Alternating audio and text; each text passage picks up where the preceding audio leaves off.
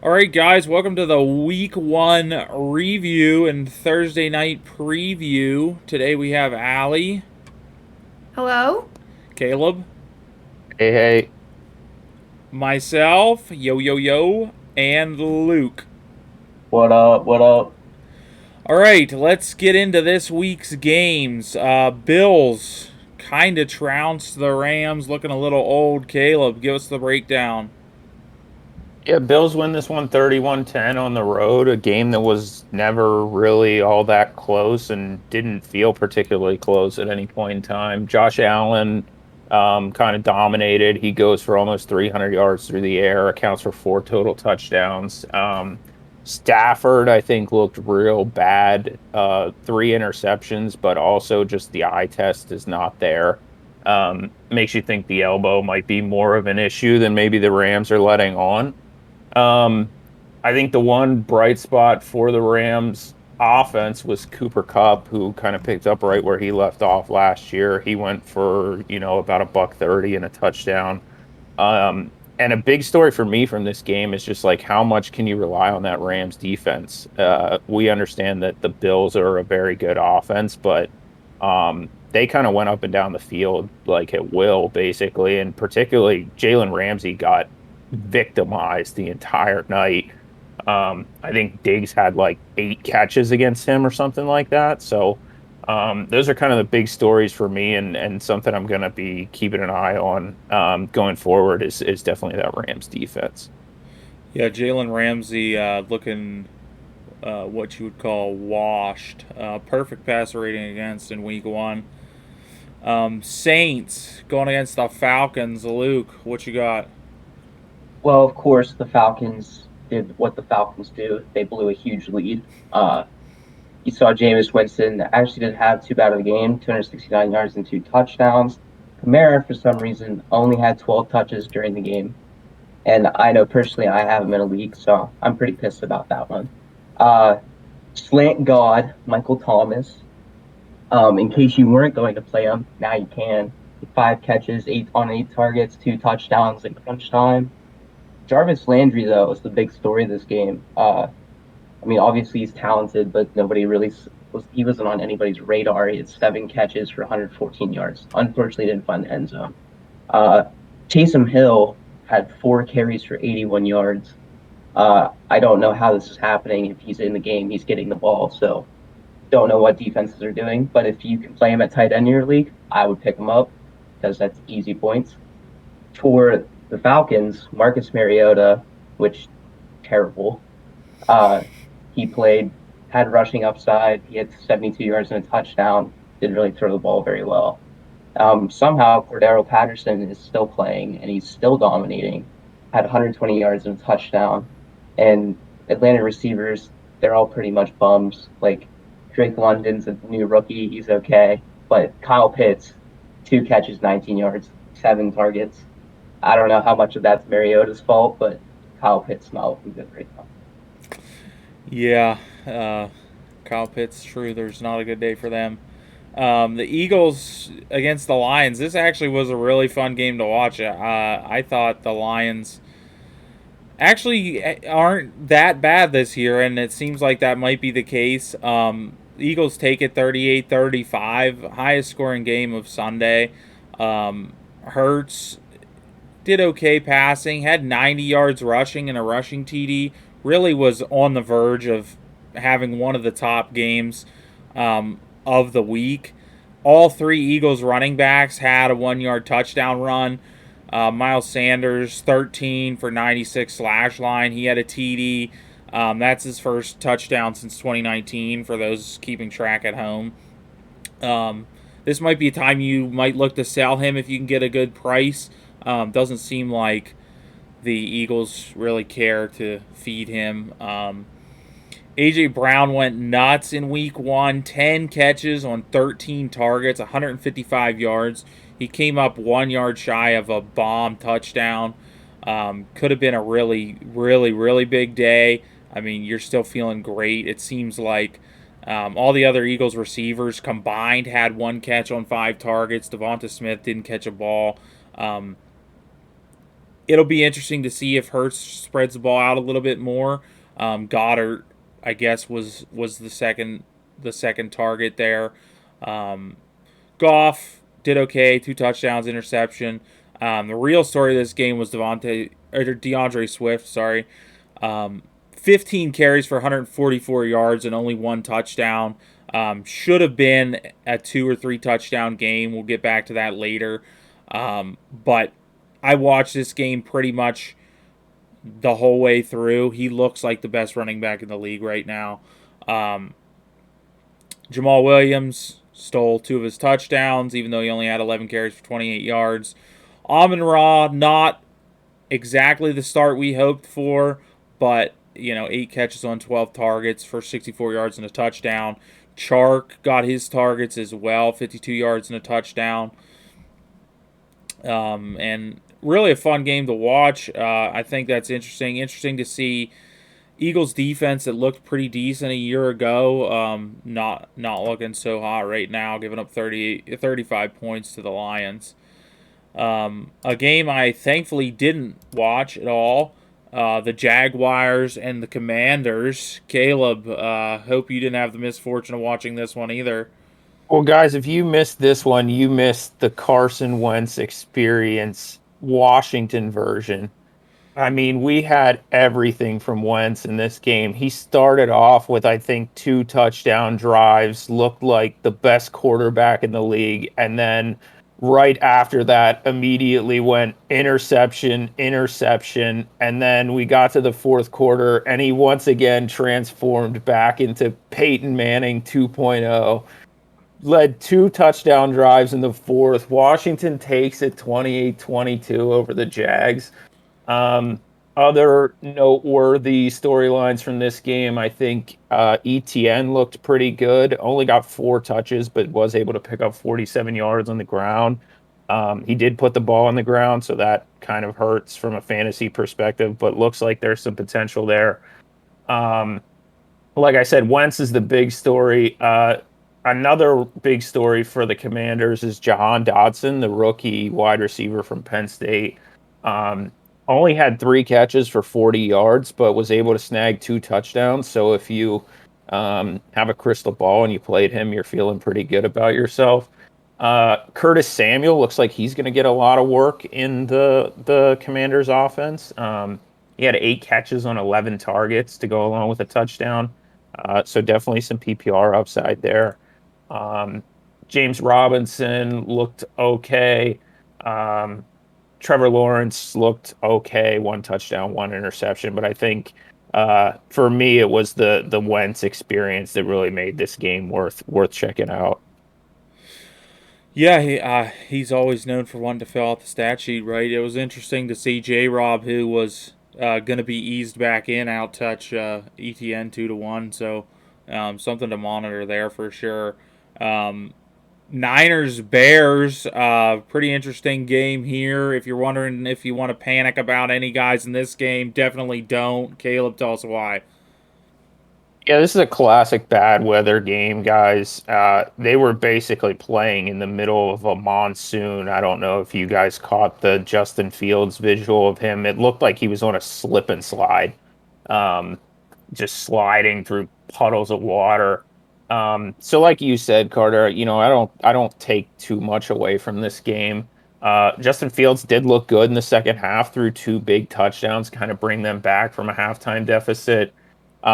Trey Lance looked very mid. I'm of the opinion that Trey Lance is a mid quarterback, but he can run, which is good for fantasy. So do with that information what you want.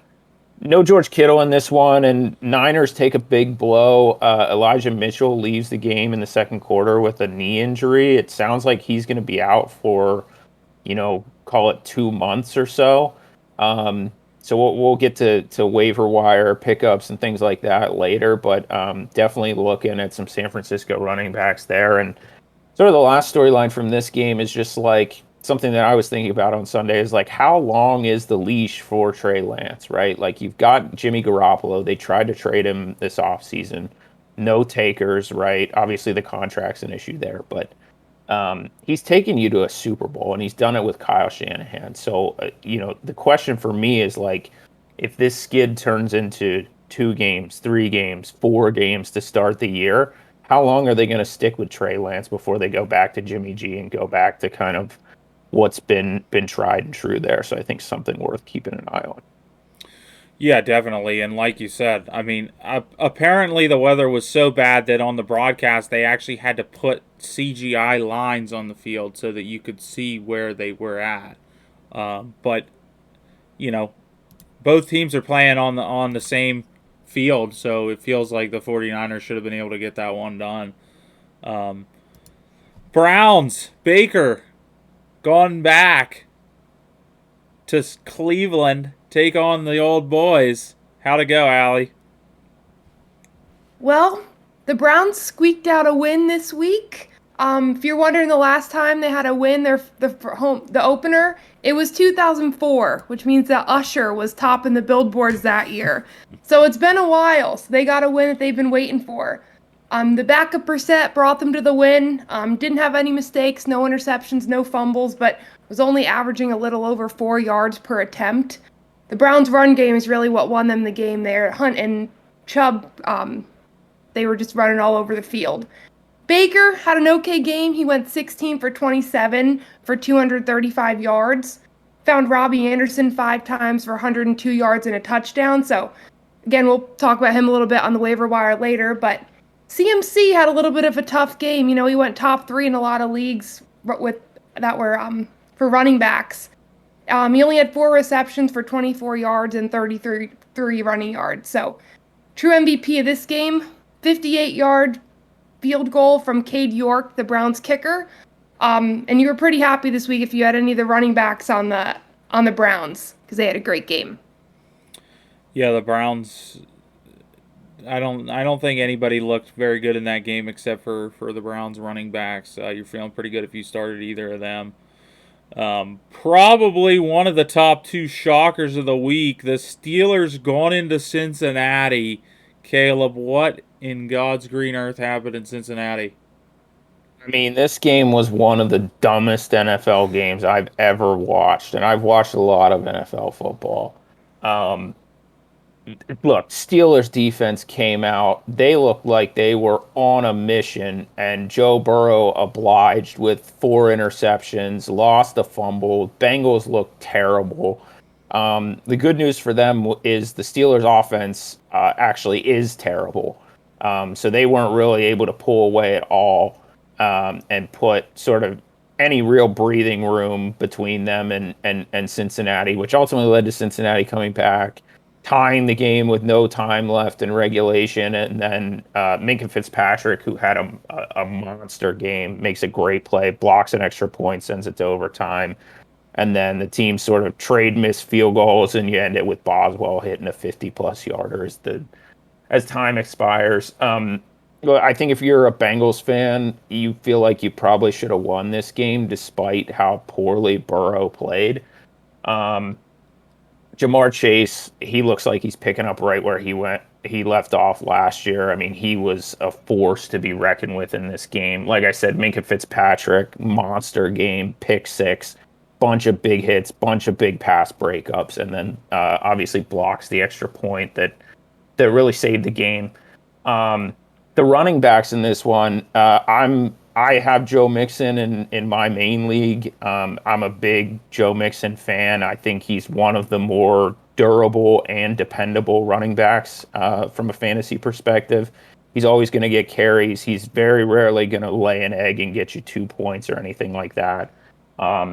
Pretty solid game from him. Doesn't get in the end zone, which hurts the points a little bit, but I think he put together a 15 or 16 point game, and that's non PPR leagues. So he's probably getting up close to 20 in PPR leagues. Other thing to keep an eye on is Najee Harris left this one with a foot injury late. Sounds like he's going to be okay. We'll see if he plays this week against New England, but something to keep an eye on because you guys will remember he did have that foot injury that kept him out most of training camp. So definitely worth keeping an eye on if you're a Najee Harris owner. Yeah, and something to keep an eye on too with him is that he didn't do anything when he was in the game. With that Steelers offensive line, you really don't know if they're ever going to get something going on the ground. Um, Patriots went down to Miami. Bill Belichick faces arch rival, the GOAT Tua. Really nothing too interesting in this game. Tua, 270 yards, a touchdown.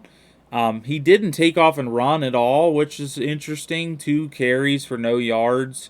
Um, on the New England side of the ball, Ty Montgomery led the New England backfield in points, despite averaging -1 yards a carry. That's a little bit worrisome. Harris had 9 for 48, and Stevenson 8 carries for 25 yards.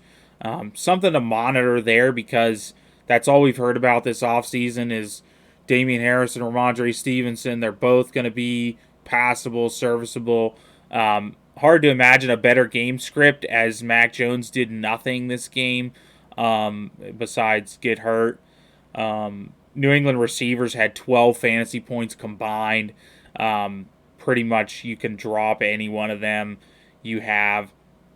Edmonds didn't look good, 12 carries for 25 yards. Mostert, a slight improvement, 5 carries for 16 yards.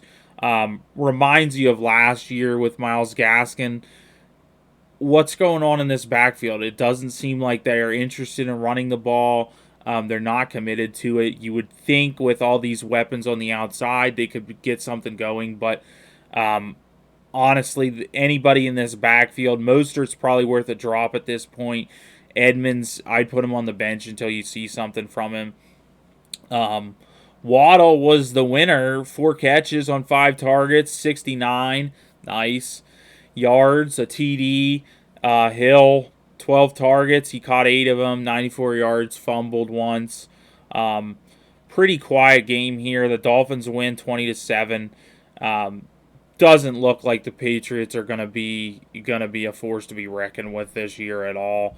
And like I said, I'd put those Patriots running backs on the bench until we figure out what's going on there. The Ravens went in to New York at the Jets. Allie, how'd Lamar do? Well, Lamar led the team to victory. He went 17 for 30 for 213 yards and 3 touchdowns. Lots of throwing in this game. You know, with J.K. Dobbins being out, they couldn't really get their run game going. Throwing to Devin Duvernay and Rashad Bateman. Found it Mark Andrews a couple times. I know he was a little bit of a disappointment for a bunch of us that drafted him pretty high. I'm not ready to give up on him yet. I think they just were finding a couple different receivers this game. So Joe Flacco back in the game, throwing the ball a lot. He had 59 attempts for 307 yards, which is quite a bit for that veteran. Main targets were Corey Davis and Garrett Wilson, and the tight end up there, Tyler Conklin. Michael Carter got most of the carries, while Breece Hall saw a little bit of time. I know that Breece Hall went pretty high in a bunch of the other leagues I'm in, so that was a little concerning seeing him not get a ton of touches. But with him just being a rookie, maybe they're just trying to give the veteran some more carries. I know last week I said I was going in low on Baltimore defense. I'd kind of forgot that their secondary was really hurt last year, but they showed up yesterday with 3 sacks, a fumble recovery, and an interception. Big day for Baltimore defense. Yeah, I think you're feeling okay if you got anybody in the Ravens offense. They started pretty slow, but everybody eventually came back and gave you a couple points at least. Bateman caught that late touchdown, big 55-yarder. So I think you escape unscathed for the most part here. Colts Texans, really interesting game here. I half watched this in my Sunday Ticket multi-stream, so I could tell who most of the players were. Matt Ryan honestly didn't look good at all. 352 yards and a touchdown, threw an interception. If you watched the game, you'd be shocked he threw for 352 yards. A little early here, but he looks like he might be a little washed. Davis Mills, 240 yards, 2 touchdowns. this guy's been pretty solid since week 14 of last year. He looks like he might be a serviceable NFL quarterback. Big winner in this game is people that took Jonathan Taylor. This was shaping up to be a good game script, we thought, for him. Ended up not being at all. The Colts trailed for most of this game, but they stuck to their game plan. 31 carries for Taylor, 161 yards and a TD. Hines only got 3 carries. We've heard all offseason about how Hines is going to get, this many carries, and, Taylor comes out week 1 and says, I'll take 91% of the carries. You're feeling good about that. Wasn't a Taylor type performance. There wasn't a lot of explosive runs, but I think the Texans, they look like they're a lot better than they were last year. Maybe the Colts aren't what they were last year. I know their defense looks like a shell of its 2021 self. Dameon Pierce, I hate to say I told you so, but I told you so. 11 carries for 33 yards. We got to stop reaching for guys in the 3rd round that were drafted lower than that in the NFL draft. It's a little bit ridiculous. I'm not saying the guy isn't going to have a good year, but to reach up that high for a guy that nobody knows about, you might end up paying the price. Pittman, really the only receiver worth mentioning for the Colts. He was targeted 13 times, had 9 catches, 121 yards, and a TD. That feels really good for, a 5th, 6th round pick that you could grab him in this year. Brandon Cooks, targeted 12 times, caught 7 of them, 82 yards. Again, that's pretty solid week for that guy. Anytime that guy gets you 8 to 10 is good, because usually he's a 3-point or 20-point kind of guy, as we saw last year. The Colts and Texans tie 20-20. The Giants and the Titans, pretty surprising game here as well. Luke, what happened? Yeah, the Giants actually took it down for once. They won 21-20. It was a close game the whole time. Daniel Jones didn't look too bad. He went 17 for 21, 188 yards, 2 touchdowns, but he had an interception and a fumble. And for anyone who's watched any Giants games, he fumbles probably every other game. So that's not good to see that he hasn't fixed that. Saquon is back. 18 carries, 164 yards, touchdown. He scored the clutch 2-point conversion that won them the game.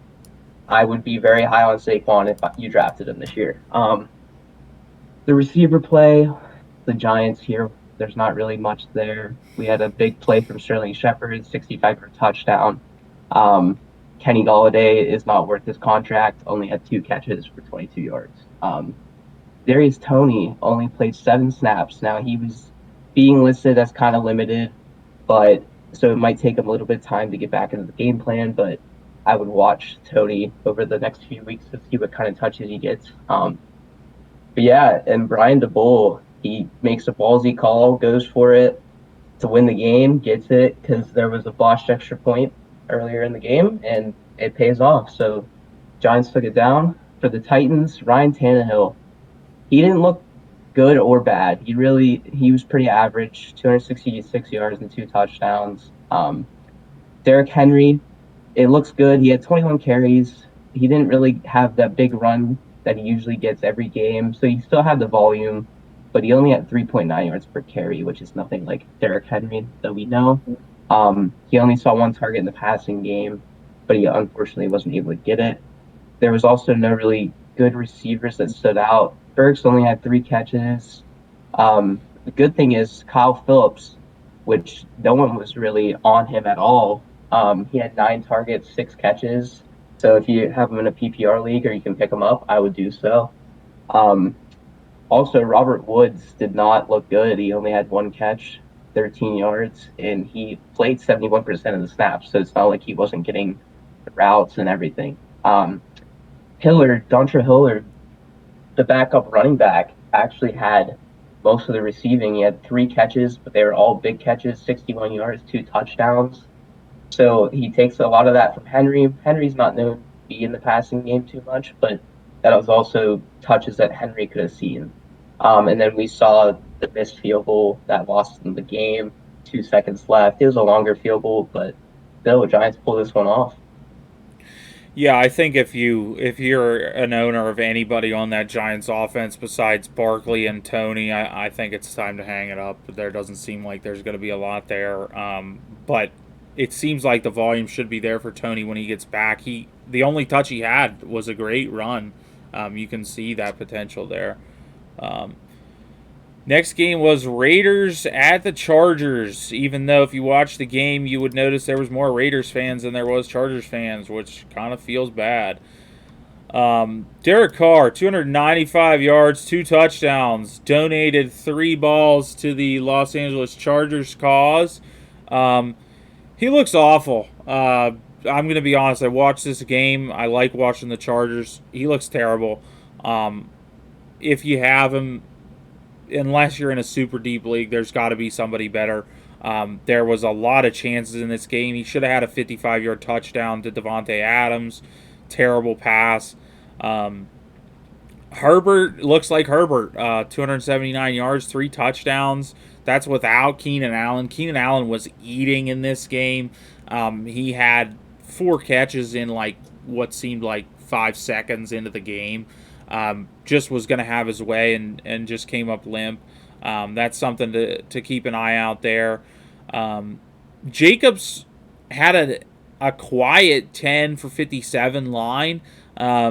Raiders just seem to prefer having future Hall of Famer Derek Carr throw it to the wrong team. Brandon Bolden caught a touchdown on a wheel route. Eckler pretty quiet in this one, 14 carries for 36 yards, another 36 yards receiving. A lot of Sony Michel in this game, something to monitor there for sure. Devontae Adams was Devontae Adams, 10 catches, targeted 17 times. He almost out-targeted the rest of the Raiders players combined. Only 37 pass attempts, and 17 of them went to Devontae Adams. 141 yards and a TD. Should have been a lot more. Should have been 2 TDs, and probably you're looking at close to 200 yards. But that's the price you pay when you got Derek Carr. He's not going to be able to make some of those throws. DeAndre Carter, who I've never heard of, took the lead on the Chargers when Allen went out. He caught 3 of his 4 targets, 64 yards and a touchdown. Like I said, Allen, 4 catches on 4 targets, 66 yards. There's a missing persons report out for Mike Williams. Nobody saw him on the field. Wasn't seen leaving the stadium. If you know where he's at, let his fantasy owners know. They'd like to know. Waller caught 4 of his 6 targets for 79 yards. They had a good thing going there. Seemed like he was settling down. And finding some space there, but they didn't seem to go back to it. You actually have to look away from Devontae Adams in order to see him. And Everett for the Titans, a lot of people had him in. Always a good idea to play a guy that's in a high-powered offense, and it paid off with a pretty weird touchdown where he walked backwards for like 7 yards and scored. Don't see that too often. The Chargers take this one 24-19, not the shootout that people were expecting. I think that Chargers defense looks a little bit better, and I also think the Chargers just need some time to work on those connections coming out of the preseason. Chiefs went into Arizona, pretty high scoring game here, but really only on one side. Allie, break it down. Patrick Mahomes, he looked great even with Tyreek leaving. He went for 360 yards and 5 touchdowns.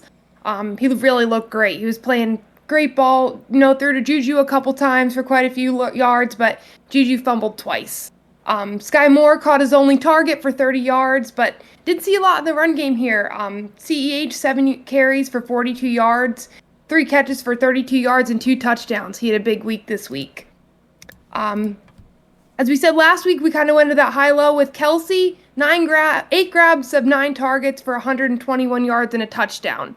Kelsey had a great week. On the other side of the ball, Kyler, 193 yards for 2 touchdowns.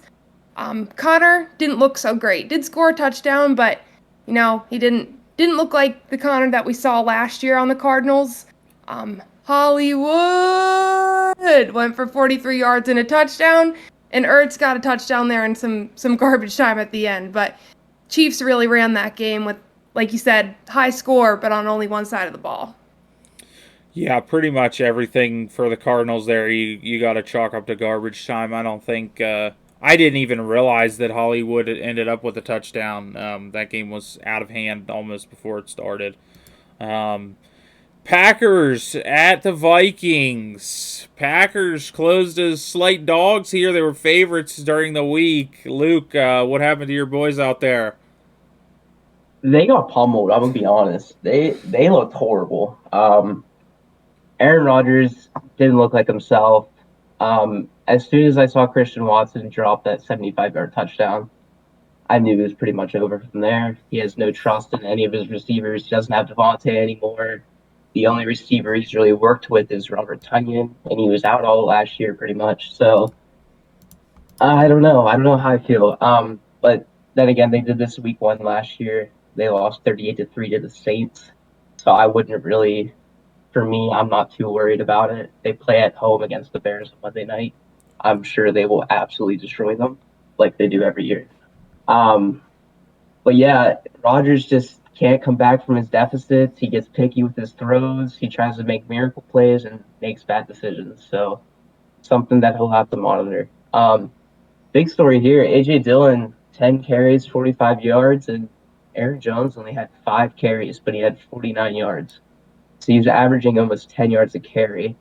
Not sure why they wouldn't feed him the ball. I understand AJ Dillon's great, but you got to go with your star players here. Because Aaron Jones still outplayed him 61% of snaps. They just weren't getting him the ball. Dillon also had the only touchdown of the game. He was at the red zone a lot at the goal line, so that's not good for Aaron Jones owners as well. If AJ Dillon's getting all the red zone looks, I would be pretty worried about that. And then AJ Dillon also led the team in receptions and yards. So if you have AJ Dillon, because I know I drafted Jones and Dillon, I would look at him as an RB2, even with Jones playing, if he's going to get that type of usage. Yeah, I mean, next week, Alan Lazard obviously was out this week. So I would look for Alan Lazard to have a pretty good game against the Bears. The Bears defense is very good, and Rodgers will have his wide receiver 1 back.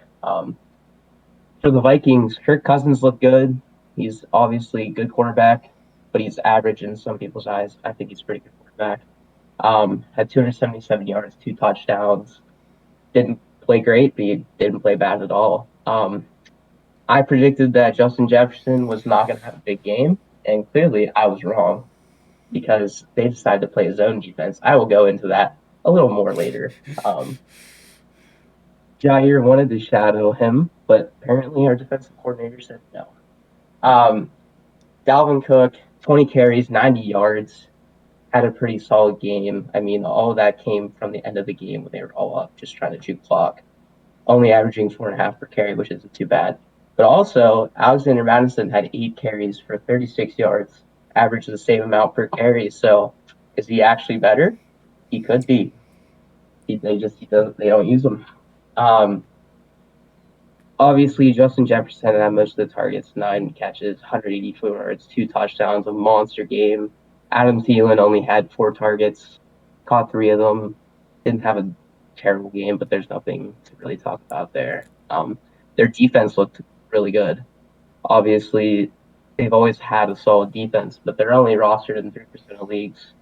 That's according to Sleepers, so if you need a defense to stream, I would look at them. Yeah, Harrison Smith looked like the Harrison Smith of old there on a couple of those plays. It definitely interesting to monitor those Green Bay running backs. You feel like a game like that, if you're struggling on offense, that seems like exactly what you'd want to do is pound the rock, slow the game down. But I don't know, it didn't seem like it was in the game plan. Important to note too, there's 2 linemen out, especially David Bakhtiari was out for the game. So if he plays, that helps coverage, that helps the run game. So yeah, I think that actually was in the betting odds, I think that was a 3-point swing. As soon as the Packers were -1.5 when I was following it all week, and then I know Sunday afternoon it flipped to them being +1.5. So definitely, at least eye test, that made a big difference for people. Yeah. Probably objectively the worst game of the week, which sucked because it was Sunday night. Or maybe it didn't suck because you could just go to bed at halftime and not be irresponsible like I did. Allie, the Bucks and the Cowboys. What happened here? I was starting with that same intro, with all these crazy games during the day. I was really looking forward to Sunday night, but this game was just kind of boring. I mean, Tom Brady started year 23 looking solid, 212 yards. I mean, 10 yards short of hitting my same game parlay because you think, hey, when does Tom Brady not go for 225 yards? But he didn't. Julio Jones, made a name for himself the first week. And not sure if this is true or not because Collinsworth said it, but apparently the trade started between Tom Brady and Julio Jones on the DMs of Instagram. So I thought that was pretty interesting. He's dropping a couple great throws to him and getting a bunch of big catches. Chris Godwin out again with an injury. It was a little confusing. A hamstring, not sure how long it'll be, but Mike Evans looked great, so they still have a pretty good receiving core down there in Tampa Bay. Leonard, he was the most exciting part of this game. Excellent running, excellent blocking. He was, like I said, most exciting part of watching this game. Just watching him, one of the defenders on Dallas, Micah Parsons, had a great game, but this one block that Leonard had on him was pretty crazy if you caught that anywhere. Dallas offense, they looked bad. So Dak is out for a couple weeks with a hand injury, so if you have him, maybe the panic meter is going up a little bit, but just couldn't seem to get that pass game started. Top 3 wide receivers combined for less than 12 points in non-PPR leagues. And to put that in perspective, Mike Evans alone had more than that. So it was just really one-sided on the offense. Micah Parsons, though, making some big plays, had a couple big hits on Tom Brady and was running guys down the field. And Zeke looks pretty cool with the visor, but just couldn't seem to get the run game going this week. So didn't score very many points. And I know in a couple leagues I have him in, but I'm not ready to give up on Zeke yet, but with all these changes to the Dallas offense, Cooper Rush going in for Dak, it's just, I think they're a big question mark right now. So maybe, like I said, panic meter going up a little bit if you have any Dallas offense. Yeah, I think the panic meter for Dak should be higher than it would be just if he was injured. I mean, he's not only injured, but he looked terrible. I was cringing every time he threw the ball. Like you said, Lenny seems like a big winner in that game. Had a great game without getting a touchdown. You love to see that. But I'm not too worried about Zeke. I think him and Pollard could both work their way up into starting lineups with, obviously the quarterback play, at least for now, unless they make a move, taking a significant hit theoretically. Yeah. The crazy thing on that game was that I realized I didn't even say his name was CD Lamb. He went in top couple rounds in most leagues, and like I said, I didn't even say his name. So he was kind of invisible this game, and I don't see him coming back with Cooper Rush being the quarterback. Yeah, that's definitely something that we will have to talk about. But about this time next week, your panic meter is going to be at about a 15 on CD, if nothing changes. Probably tied or close to it for the most surprising game of the week. Russell Wilson rode his way to Seattle, and he didn't ride back the way he was planning. What happened, Luke? No, I mean, you look at Russ's stat line, 29 for 42, 340 to touchdown. It doesn't sound that bad. But if you watch the game, he was making some throws that shouldn't be made. He was trying to go deep, throwing into double coverage. The whole first half, he didn't hit a receiver until he hit Judy on that 67-yard touchdown. It was all tight ends, little check downs. Like, he was not throwing the ball. So I don't know what's going on with him. I don't know if he needs to settle into the offense. I don't know if it's the new head coach, what it is, but he didn't look too good. Melvin Gordon and Javonte split time. Javonte played a little more, but I know in my leagues, Javonte went pretty high. So Melvin Gordon had 12 for 58, which is pretty solid for him. Javonte 7 for 43. Javonte, like I said, played more snaps, but if you have a PPR league, I'm sure Javonte did great for you. He had 11 catches, 65 yards. They were going to him late in the game, just on little screens, little wheel routes, everything. So if you have him, I would look to him for the rest of the season. His usage should go up because they're going to want to win games. Um, Jerry Judy and Cortland Sutton both pretty much were equal. I mean, obviously, Judy had touchdown in the big play, but without that, Sutton had most of the targets in crunch time. They both had 7 targets, both had 4 catches. Like I said, just the big play. Sutton had 72 yards. They both looked pretty solid. Denver couldn't get it done in the red zone, though. Whenever Melvin Gordon fumbled once and Javonte Williams fumbled once, all inside the 5 yard line, back to back. So that doesn't look good for the Broncos at all. I mean, I wouldn't be too worried if you have either one of them. It happens. Melvin Gordon's always had fumbling issues, so if you have him, I would also monitor that a little bit. But Javonte, I wouldn't worry about too much. Some reason they ended up going for a 64-yard field goal at the end of the game instead of going for it on 4th down. And obviously, unless you're Justin Tucker, you're not making that field goal. So they lost this game just because of that call, in my opinion. And their defense just did not look good. Geno Smith tore him up. Speaking of Geno, 23 for 28, had 5 incompletions the whole entire game. 195 yards, 2 touchdowns. That doesn't really sound like that was that good, but if you watch the game, he started out 13 for 13. He looked really solid. Rashad Penny, when he got the ball, he looked pretty good. 12 carries, 60 yards, average 5 per carry. He was busting off on big runs like he usually does. Last season, when he was going off at the last half of the season, he looked pretty much the same. But there is something to watch. Kenneth Walker is supposed to play next week, so that you could see them kind of split time a little bit. Kenneth Walker is a promising rookie. He looked great at Michigan State, so I would monitor that if you have Rashad Penny. DK Metcalf had the most catches. He only really had 7, but he only had 36 yards. They're all pretty short catches, little wide receiver screens, and he also fumbled, so I'd keep an eye on that. I know in our league he actually only had like 1 point because he had a fumble, so I would keep an eye on that.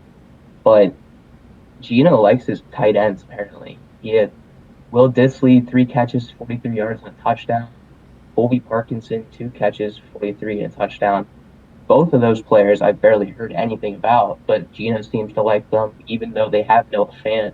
He only had 3 catches, 16 yards. He was mostly used in the run game to block. Their defense looked great in the red zone. Like I mentioned, they had 2 fumbles, but I would watch. If you do have the Seattle defense, Jamal Adams is probably going to be out for a long time for his knee. So. Yeah, Noah Fant owners not having a good day today after seeing Disley get a free touchdown, who I have heard of him, but all right, well, that wraps up the week 1 slate. We got some winners and losers. I have 2 from the Eagles. The Eagles running backs, if you played any of them, which seemed like they had a lot that were playable, you got a touchdown. But I don't think you're feeling too good about it. I think Boston Scott only had 1 carry. Gainwell, I think, had 5 or less. So you're really, really risking it if you're putting those guys out there on Sunday. But the same goes for Sanders. I mean, Sanders had a great slash line. I think I said 13 for 96 and a touchdown. That seems like probably the best game he's going to have. They don't seem to care to feed him the ball in the red zone. If you can get a really solid guy that's going to see more volume in return, I think you might think about doing that. Important to remember, he hasn't scored a touchdown since 2019, so the perfect time to get rid of him would be the week that he finally scores a touchdown, and people forget. The Eagles receivers, again, if your name's not A.J. Brown, 1 catch on 5 targets against a terrible pass defense. You got to monitor that. You're not in panic mode because of where you got Devonta Smith. Low risk, high reward there, but if it's going to be running backs, A.J. Brown and Dallas Goedert, Where does Devonta Smith fit into that? You feel like a guy like that would do better with a true wide receiver one out there, making space for him, but 0.0 is 0.0.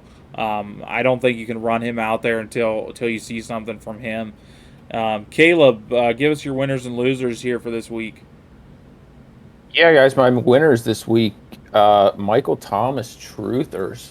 We touched on it earlier, but guy had a monster game, really his first game back in, a year plus. You guys will remember he missed all of last season. Look, we obviously know what Michael Thomas brings to the table. He's been an all-pro before. He's been there, he's done that. He's got multiple thousand-yard seasons under his belt. He's obviously a very good receiver.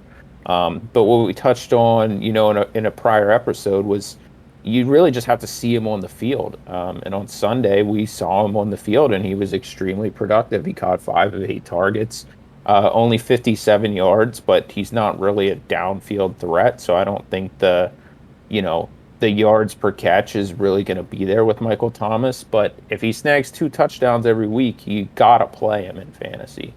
Um, and so I think the guys that might have snagged, well, guys and girls that might have snagged Michael Thomas sort of in the later half of the draft, you got to be feeling pretty good about that after week one. My losers, Elijah Mitchell owners, I think a lot of people, myself included, had big expectations for him this year, particularly with Mostert gone. Mitchell was really going to be the guy, and he leaves this one in the second quarter with a knee injury that looks like it'll sideline him for, I think, prelim 8 to 10 weeks is what they're saying right now. So you got to feel pretty bad about that, especially for a guy that, at least in my leagues, was going in sort of that second wave of running backs. So yeah, it's unfortunate to have that happen, but as a former Christian McCaffrey owner, I understand your pain. You just took the words right out of my mouth. I mean, he seems like we're getting to the point where he's a poor man's Christian McCaffrey. I mean, last year he missed time with 4 different injuries. Week 1 already, he's missing time. He almost seems untouchable unless you can get him for almost free in a game. He's going to get in there and play, and definitely something to look out for. Allie, who are your winners and losers this week? Baltimore Ravens wide receivers, Duvernay and Bateman. I know I picked up Bateman pretty late in one of my leagues. He played great this week. So, with J.K. Dobbins being out and their run game kind of being a question mark, Lamar seemed to be throwing the ball great this week. So, I think you were a winner if you picked up either of those guys, especially as a second wide receiver in a lot of different leagues. Losers, Carolina defense. They gave up 355 yards and got 0 points. If you had them in as your defense this week against the Browns, you got a big old 0. So that was pretty unfortunate. And like I kind of said before, Dallas receivers, all 3 going for less than Mike Evans alone, and now Dak being out. I just think they're all question marks right now. Yeah, it was interesting to see Gallup drop off everybody's roster that had him on IR. It's not even worth an IR spot for this guy at this point. Even though have to expect he'll be okay when he comes back. Luke, winners and losers. All right, my winners for this week. Anyone who has Devontae Adams. I mean, for the drafts that I've seen, he was dropping sometimes at the beginning of the 3rd round, which is nothing like we've ever seen before from Devontae. I mean, I know last year when I had him, I picked him 1st round, probably like 8th pick. So like seeing that his production, obviously it's not going to be as good without the real Hall of Fame quarterback, Aaron Rodgers, not Derek Carr. It's obviously not going to be good, like 17 targets on 10 catches. That's 7 balls that were missed, and they were probably all Derek Carr's fault. So, like, having those monster games, even with that missed targets, it would be kind of hard to keep up, but you can see that it's pretty good for him, at least this week. And the loser I have is anyone who has Aaron Jones. I mean, I have him he got outshined by AJ Dillon, which a lot of people expected AJ Dillon to kind of take over. Aaron Jones is on a huge contract. They might look to trade him or get rid of him.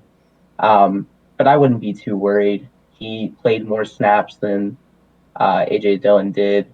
He's going to have more receiving upside in the games that the Packers are in. They just weren't in this game. They had no chemistry. Um, but like I said, only 8 touches. That's something that you can't have for a high end RB2. Yeah, like you said, you feel good if you're a Devontae Adams owner. Good production. I would try to shy away from watching the games because you'll see a lot of points that don't end up being there. Even the touchdown was a terrible pass that he somehow reeled in. Should have had another 50-yard bomb. You know, it's all hypotheticals, but take your 20 points and get out from this week. He's not going to put up the numbers that he once did, but when you downgrade a quarterback and your position relies on that, that's what happens.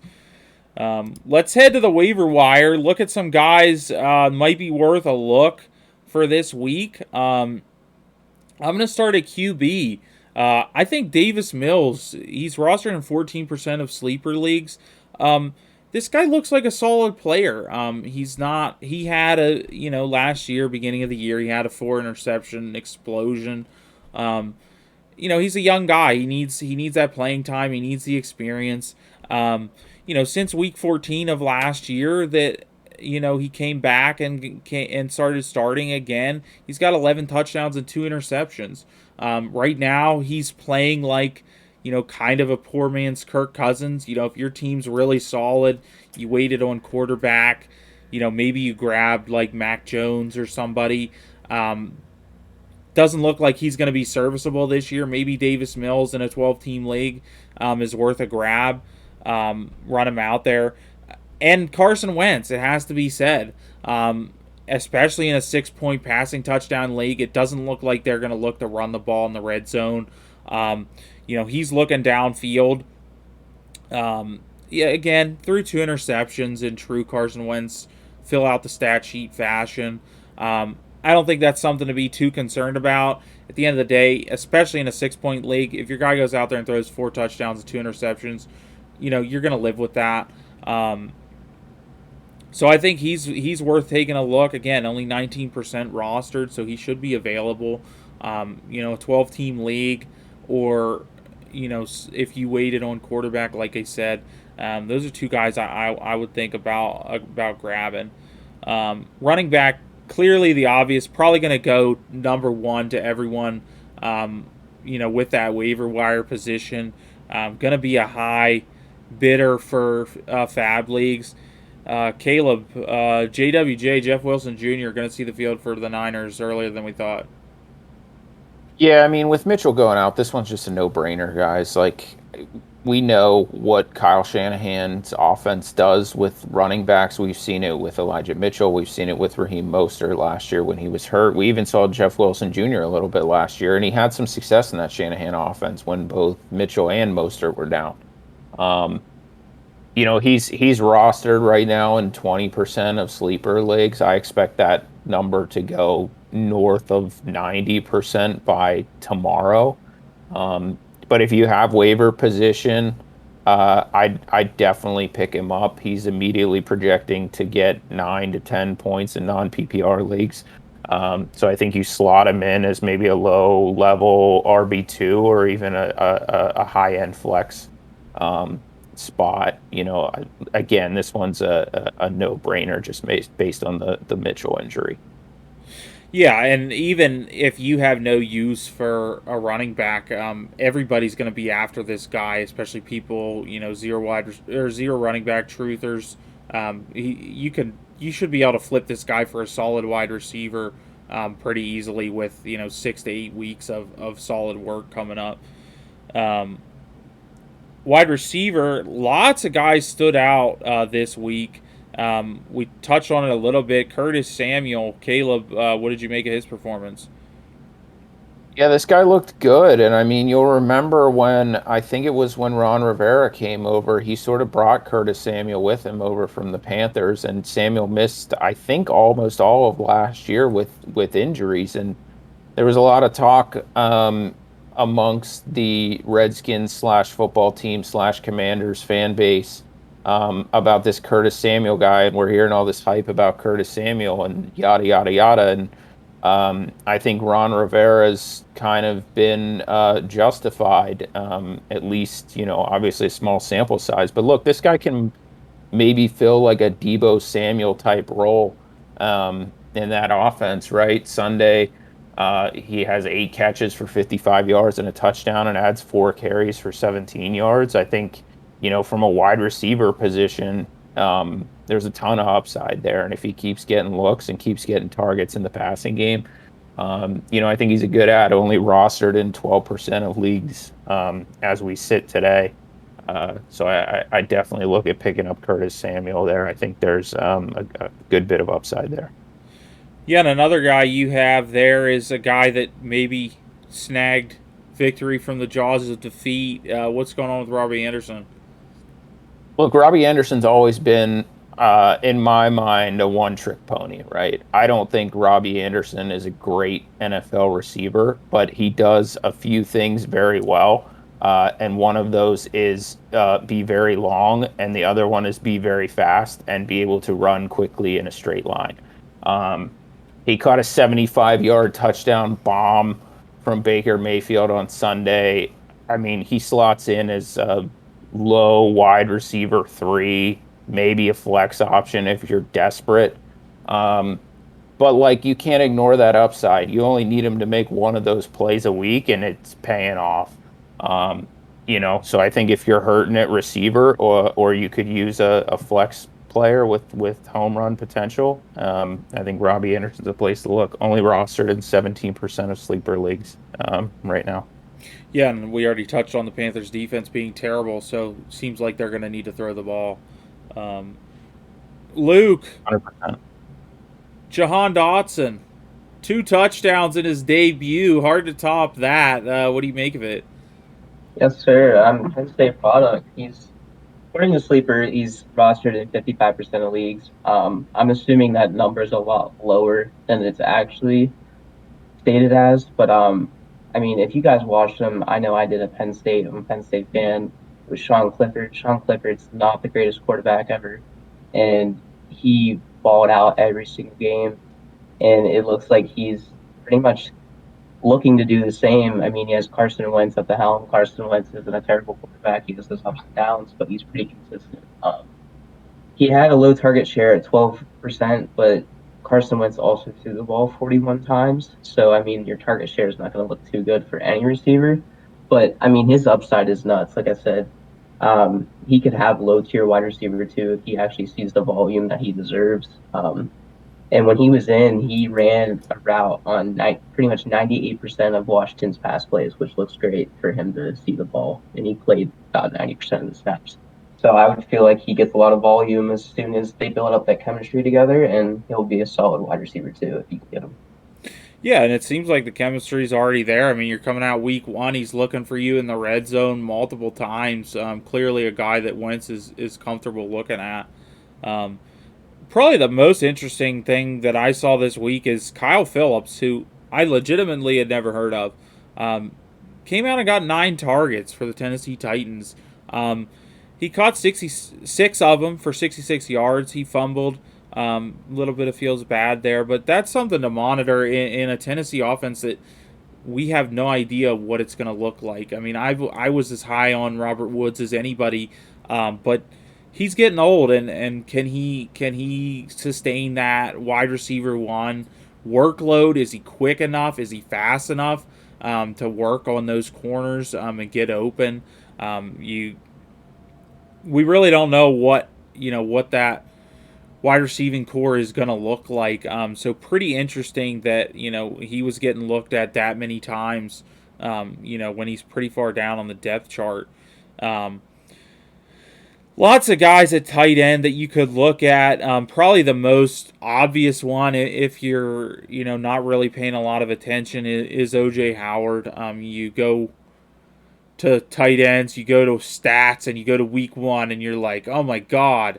I wouldn't buy into the hype. You can grab him for free once the waivers clear if you can. It's not worth giving up your position to grab this guy. He was barely on the field. I think he played like 16% of the snaps. It's a 2-touchdown game. If you're in a fab league, would not spend anything on him. You're looking to pick this guy up for free, if at all. I can see it now 3 weeks from now. This take is aging horribly, but I'm not buying what OJ Howard's selling, at least not yet. So, as many fantasy owners will be familiar with, you're sitting there watching the games on Sunday. Exactly 0 things are going as you planned. It makes you want to blow a gasket. Caleb, go off. Cam Akers, guys, what is going on with this guy? I watched the game on Thursday. I picked Cam Akers. So, for context, I had the last pick of my draft because I won the league last year. Not a big deal. Humble brag. I grabbed Cam Akers. I forget what round it was, but I thought I was getting a steal. And I was laughing as I made the pick at all the other idiots in my league that didn't pick Cam Akers. So I flip on the game on Thursday, and I watch this guy get 3 carries for 0 yards, no points in my flex spot. Just a nice freaking 0 burger right off the bat. I don't know what Sean McVay's doing. He's got Darrell Henderson out there taking carries, running freaking routes, throwing him the ball. Darrell Henderson runs like he's got a ball and chain attached to him. He looks like someone dipped his cleats in concrete and then sent him out on the field, told him to run routes. The guy's a bum. And I don't really know what to do at this point. I don't think I can play Cam Akers this week. So I'm going to be stuck playing. I don't even know who I'm going to play. I guess I'm going to play Devin Singletary, who also doesn't get carries because Josh Allen is basically a running back playing quarterback. But yeah, if you've drafted Cam Akers, I feel for you because Sean McVay is a moron. Yeah, I'll keep going on the coaches that are morons. Proud owner of DeAndre Swift in every league possible. I think he looks like the best running back in the league. But what the hell was I watching on Sunday afternoon? DeAndre Swift breaks a 60-yarder about 3 milliseconds into the game. They're down at the goal line. He ends up getting a touchdown. Then he ends up stacking up 15, whatever it was, carries for 150 yards. Now, fantasy owners would ask, why isn't that 32 carries? And I would like to know the same thing. Then they get to the goal line, and every other goal line carry goes to who other than Jamal Williams. Who's that guy? He's got 11 carries for 28 yards. Dan Campbell hates me. He's feeding this guy that sucks 2 yards a carry if he's lucky. They're talking about, oh, that locker room loves Jamal Williams. Well, I don't love Jamal Williams. I want DeAndre Swift to get 40 points. Okay, if you played DeAndre Swift this week, you're a winner. He had 28 points, whatever. But you might have lost your matchup because the new touchdown merchant, the reincarnation of James Conner, Jamal Williams, is in there. He's taking the touchdowns for free when he didn't do anything else. Dan Campbell, look right here, buddy. All right, let's get it together, okay? We got a competition here. This is serious. Get this guy off the field. I feel so much better after that. If I have to watch that again. In all seriousness, that's a situation to monitor. You can't live with a running back giving up all the goal line carries to some friggin' bomb, which there's no question Jamal Williams is a bomb. He sucks. Luke, The Green Bay Packers. It's your turn. I don't know how I'm going to follow that one up, but I mean, as you can see from my jersey, I am a proud Packers fan, unfortunately. I mean, they were playing a zone defense against the number one, debatably the number one wide receiver in the league. Number one. Um, Number one. yeah, I don't even think I, that's I want to debatable. say Devontae won, but he's not a Packer anymore, so screw him. Um, Justin Jefferson is the best receiver in the league, and they played a zone defense. They have probably debatably like second best cornerback in the league in Jair Alexander, and he had I think he matched up with him once the whole entire game, and the one time he did, Justin Jefferson pushed off, got offensive pass interference. So if I'm the Packers defensive coordinator right now, I'm playing man to man on every single team that has a top receiver in the league, putting Jair on him, who is a lockdown corner. When he was healthy in the playoffs 2 years ago, he literally gave up negative yardage to receivers. So if you're not going to put him on your best receiver, you might as well trade him away. Just get rid of him, get something for him if you're not going to do anything with him. And the offense, what in the hell is Rodgers doing? I love Aaron Rodgers. I've always loved Aaron Rodgers, but he's such a crybaby. He gets so upset at his receivers. He can't trust them. He's probably on drugs the whole entire game, which doesn't surprise me. But it's fine. I mean, he's the best quarterback. He's one of the best quarterbacks in the league. I won't say best quarterback because that's biased. But he he misses a 75-yard touchdown that his receiver dropped, and all goes to shit after that. Like, there's nothing that gets me much more upset when he just gives up, because that's basically what he did. He didn't trust his receivers. He wouldn't throw it. Watson didn't see a target until the fourth quarter. He wasn't even on the field because he dropped one pass. So, I mean, Rodgers has got to grow up. He's 38 years old. He hasn't won a Super Bowl since 2010. He has the defense finally for him to win a Super Bowl. Obviously, the offense is pretty subpar with no receiving core. But Rodgers has got to grow up. We got to get this together if we're going to ever have a chance at winning another one with Aaron Rodgers. Yeah, it's something to monitor. I've noticed a trend when Aaron Rodgers has an interview with Aaron Andrews pregame. Take him out right then. Put somebody else in. I think he's averaging about -3 points in those Yeah, two he's games now. that the whole entire game. Because as we know, he can't keep a girlfriend either. Because he was with Danica Patrick, let that one go. He was with Shailene Woodley, let that one go. Because he's all hippie, like he's a hippie boy now. So I don't know what the heck's wrong with him, but he needs to pick it up. I would probably spend less time talking in interviews about ayahuasca and maybe more time meshing with my teammates, but hey, man, that's just me. I thought we were going to see an Aaron Rodgers perk 30 second half, man, and it just didn't pan out. Yeah, I thought we were gonna get second half Bears game a couple years ago where he's throwing bombs, his eyes are bloodshot red, but apparently he's off the perky now. Good news is there's no reason to panic. We saw the same thing last year. He came back, played lights out the rest of the year, so, no big deal. All right, quick preview for the Thursday night game. Really good game here. Worth losing sleep and being tired all day Friday at work for. Chiefs playing the Chargers. Guys to watch in this one. For me, it's got to be Travis Kelce. He looked good in Week 1, had a great performance. Waller did well against the Chargers in Week 1. Found a lot of space. Really, Carr wasn't looking at him a whole lot.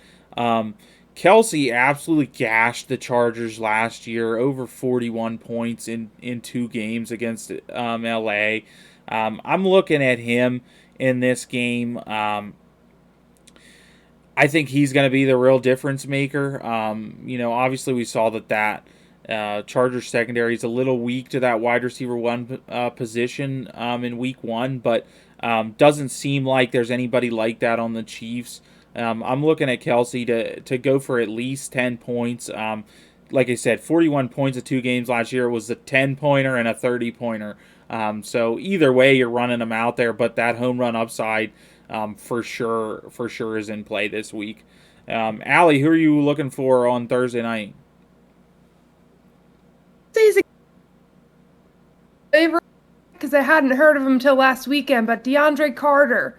I'm looking forward to seeing what he can do this Thursday, and if he has another good week, maybe that's a guy we can put on the waiver wire next week. But he had a great game with the Chargers last week, so let's see what he does against the Chiefs.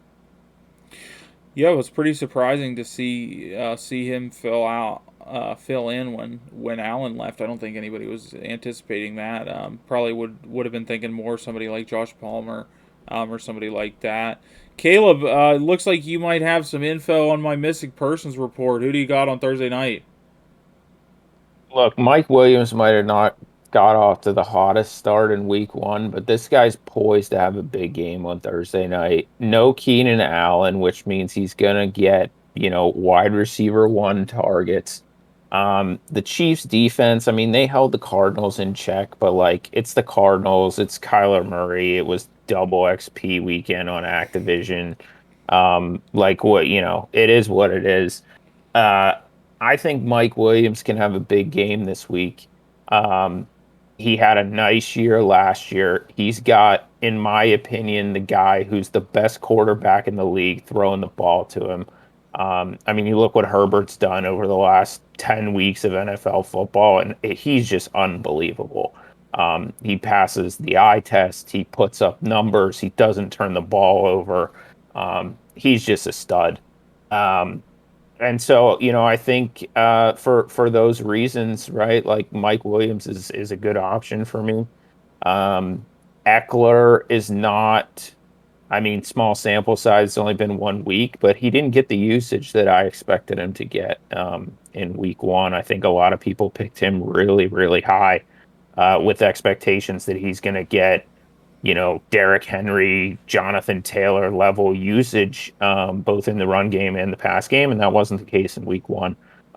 Chargers seem content to throw the ball, which if I could throw the football like Justin Herbert, I don't think I would really do much else. So yeah, I like Mike Williams in this one. I think he could have a 4-point game, or I think he could have a 20-point game, but I think the upside is definitely there. So throw him in your flex, throw him in your wide receiver 3 slot, and maybe get lucky and hit home run. All right, Luke, you had the stones here to play a guy in the flex that we weren't sure about this week. You're looking to him again. Who are you watching for on Thursday night?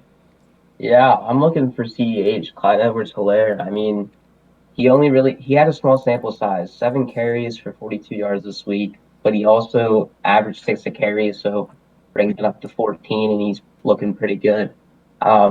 He had his 2 receiving touchdowns out of the backfield.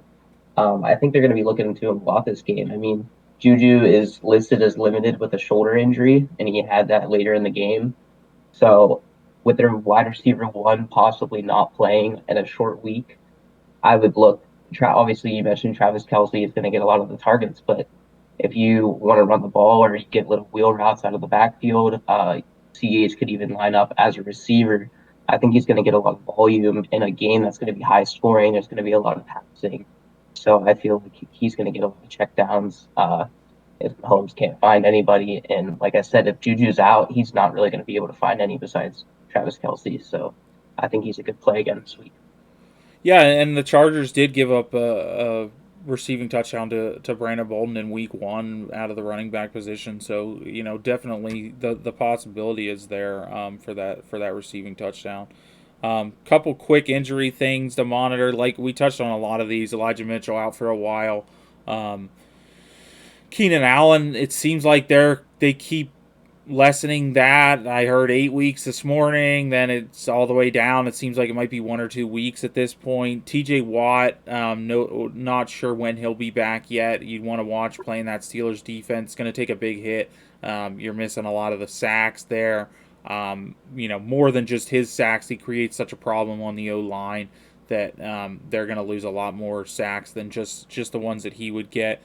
Jamal Adams looks like he's going to be out for a while. I can't imagine you're running Seattle defense out there in any format. But just in case you were, I'd keep an eye on that. T. Higgins got laid out, personal foul. He's concussed, looked in pain in the game. Not sure what. Usually you're looking at 7 to 10 days there, so probably not playing this weekend.